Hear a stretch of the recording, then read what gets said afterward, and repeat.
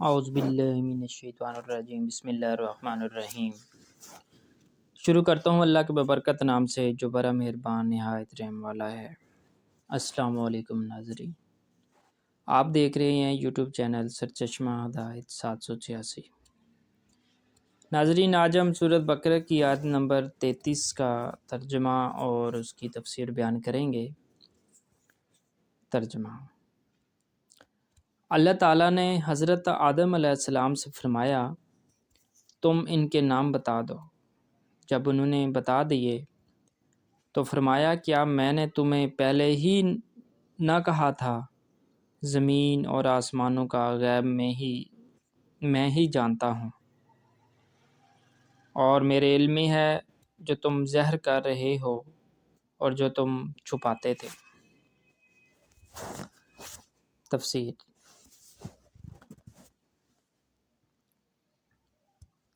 یہاں سے اس بات کا بیان ہو رہا ہے کہ اللہ تعالیٰ نے ایک خاص علم میں حضرت آدم علیہ السلام کو فرشتوں پر بھی فضیلت دی۔ یہ واقعہ فرشتوں کے سجدہ کرنے کے بعد کا ہے، لیکن حکمت الہی جو آپ نے پیدا کرنے میں تھی اور جس کا علم فرشتوں کو نہ تھا، اور اس کا جمالی بیان اوپر کی آیت میں گزرا ہے۔ اس کی مناسبت کی وجہ سے اس واقعے کو پہلے بیان کیا گیا اور فرشتوں کا سجدہ کرنا جو اس سے پہلے ہوا تھا بعد میں بیان کر دیا، تاکہ خلیفہ کے بیان کرنے کی مصلحت اور حکمت ظاہر ہو جائے اور یہ معلوم ہو جائے کہ یہ شفاعت اور فضیلت حضرت آدم علیہ السلام کو ملی، اور انہیں وہ علم ہے جس سے یہ فرشتے خالی ہیں۔ فرمایا کہ حضرت آدم علیہ السلام کو تمام نام بتائیں، یعنی ان کی تمام اولاد کے علاوہ سب جانوروں، زمین، آسمان، پہاڑ، تری، خشکی، گھوڑے، گدھے، برتن، بھانڈے، چرند، فرشتے، تارے وغیرہ تمام چھوٹی بڑی چیزوں کے نام بتائے گئے۔ امام ابن جریر رحمۃ اللہ علیہ فرماتے ہیں کہ فرشتوں اور انسانوں کے نام معلوم کرائے گئے تھے، کیونکہ اس کے بعد آتا ہے کہ یہ ذی عقل لوگوں کے لیے آتا ہے، لیکن یہ کوئی ایسی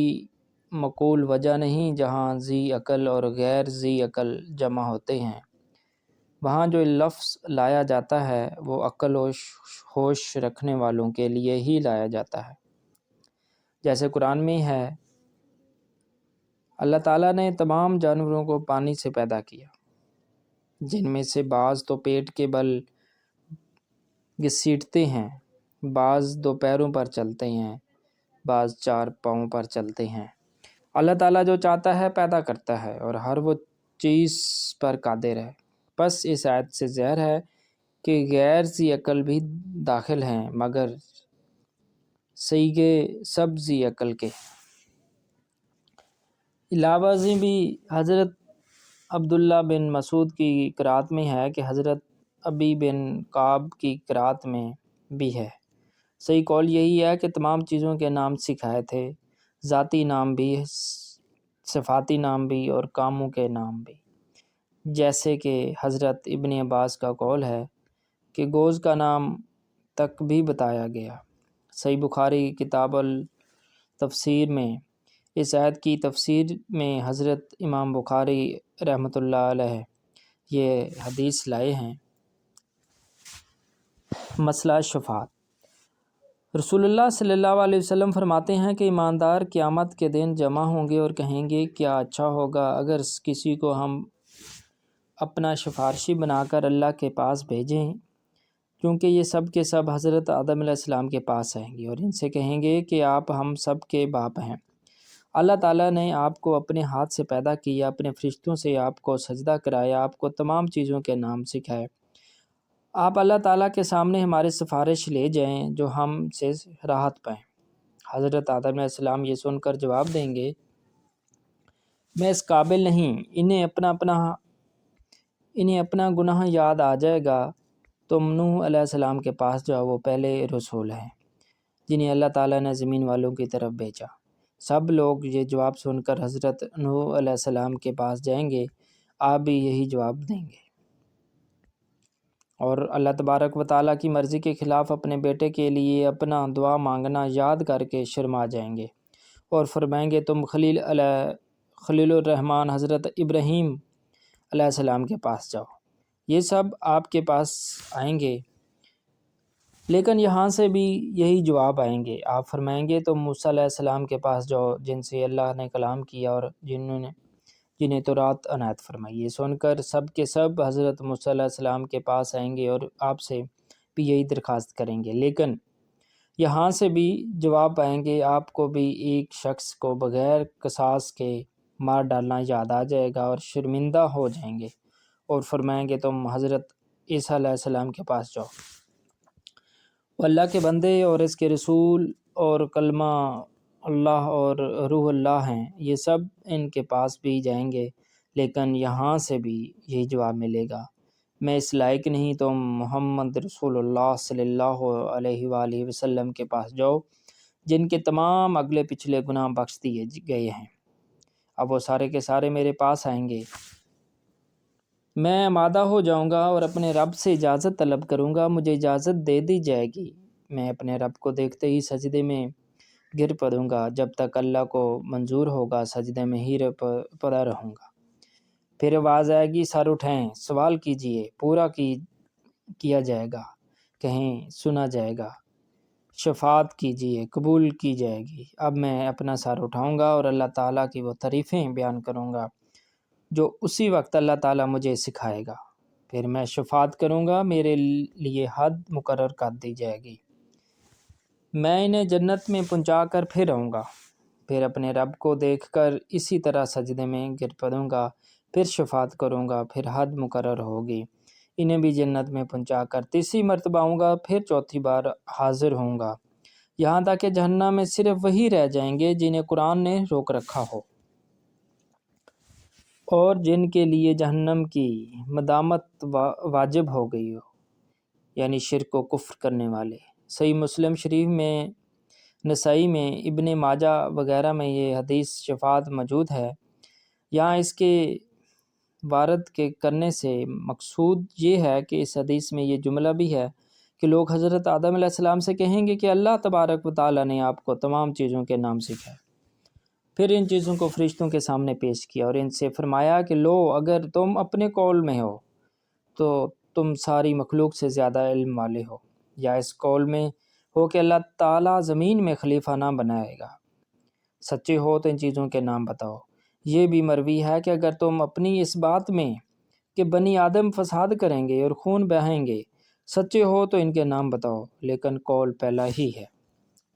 گویا اس میں انہیں ڈانٹا گیا کہ بتلاؤ تمہارا قول کہ تم ہی خلافت زمین کے لائق ہو اور زمین انسان نہیں، تم ہی میرے تسبیح خواں اور اطاعت گزار ہو اور انسان نہیں، اگر سچا ہے تو لو، یہ چیزیں تمہارے سامنے موجود ہیں، انہی کے نام بتلاؤ، اور اگر تم ان نہیں بتا سکتے تو سمجھ لو کہ جب موجودہ چیزوں کے نام بھی تمہیں معلوم نہیں تو آئندہ آنے والی چیزوں کی نسبت تمہیں علم کیسے ہوگا۔ فرشتوں نے یہ سنتے ہی اللہ تعالیٰ کی پاکیزگی اور بڑائی اور اپنے علم کی کمی بیان کرنا شروع کر دی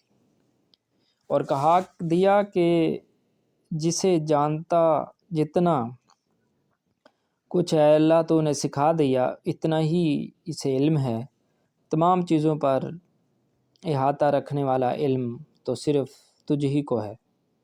اور تو ہر چیز کا جاننے والا ہے، اپنے تمام احکام میں حکمت رکھنے والا ہے،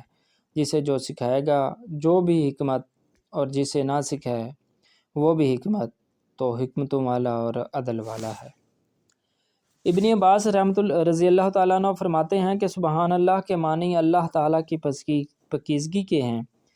کہ ہر برائی سے منزہ ہے۔ حضرت عمر رضی اللہ تعالیٰ عنہ نے حضرت علی رضی اللہ تعالیٰ عنہ اپنے پاس کے دوسرے صاحب سے ایک مرتبہ سوال کیا کہ لا الہ الا اللہ تو ہم جانتے ہیں، لیکن سبحان اللہ کیا کلمہ ہے؟ تو حضرت علی نے جواب دیا کہ اس کلمے کو باری تعالیٰ نے اپنے نفس کے ساتھ پسند فرمایا ہے اور اس سے وہ خوش ہوتا ہے کہ اس کا کہنا اسے محبوب ہے۔ حضرت میمون بن مہران فرماتے ہیں کہ اس میں اللہ تعالیٰ نے تعظیم ہے، اس میں اللہ تعالیٰ کی تعظیم ہے اور تمام برائیوں سے پاکیزگی کا بیان ہے۔ حضرت آدم علیہ السلام نے نام بتا دیے کہ تمہارا نام جبریل ہے، تمہارا نام میکائیل ہے، تمہارا اسرافیل ہو، یہاں تک کہ چیل، کوے وغیرہ سب کے نام جب ان سے پوچھے گئے تو انہوں نے بتا دیے۔ جب حضرت آدم علیہ السلام کی یہ فضیلت فرشتوں کو معلوم ہوئی تو اللہ تبارک تعالیٰ نے فرمایا، دیکھو میں نے تم سے پہلے نہ کہا تھا کہ میں ہر پوشیدہ اور زہر کا جاننے والا ہوں جسے اور جگہ ہے۔ تم بلند آواز سے کہو یا نہ کہو، اللہ تو پوشیدہ سے پوشیدہ ہر چیز کو جانتا ہے۔ اور ارشاد فرمایا، کیوں یہ لوگ اس اللہ کو سجدہ نہیں کرتے جو آسمانوں اور زمین کی چھپی چیزوں کو نکالتا ہے اور جو تمہارے ہر باطن اور ظاہر کو جانتا ہے۔ اللہ تعالیٰ اکیلا ہی معبود ہے اور وہی عرش عظیم کا رب ہے۔ جو تم ظاہر کرتے ہو اور جو چھپاتے ہو اسے بھی میں جانتا ہوں۔ مطلب یہ ہے کہ ابلیس کے دل میں جو تکبر اور غرور تھا اسے میں جانتا تھا۔ فرشتوں کا یہ کہنا کہ زمین میں ایسی شخصیت کو کیوں پیدا کرتا ہے جو فساد کرے اور خون بہائے، تو یہ تو وہ قول تھا جسے انہوں نے ظاہر کیا تھا، اور جو چھپایا تھا وہ ابلیس کے دل میں غرور اور تکبر تھا۔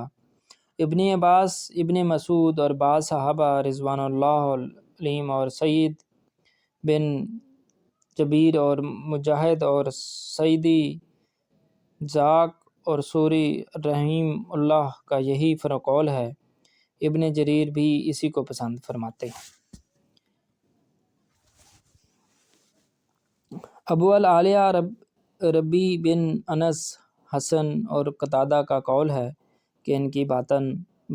ان کا یہ کہنا تھا کہ جس مخلوق کو بھی اللہ پیدا کرے گا وہ ہم سے زیادہ عالم اور زیادہ پرہیزگار ہوں گے، لیکن بعد میں ثابت ہو گیا کہ خود انہوں نے بھی جان لیا کہ آدم علیہ السلام کو علم اور فضیلت دونوں میں اس پر فوقیت حاصل ہے۔ حضرت عبد الرحمن بن زید بن اسلم فرماتے ہیں کہ اللہ تعالیٰ نے فرشتوں سے فرمایا، جس طرح تم ان چیزوں کے ناموں سے بے خبر ہو اسی طرح تم یہ بھی نہیں جان سکتے کہ ان میں بھلے برے ہر طرح کے ہوں گے، فرمان بردار بھی ہوں گے اور نافرمان بھی، اور میں پہلے ہی لکھ چکا ہوں کہ مجھے جنت دوزخ دونوں کو بھرنا ہے، لیکن تمہیں میں نے اس کی خبر نہیں دی۔ اب جب فرشتوں نے حضرت آدم علیہ السلام کو دیا ہوا علم دکھایا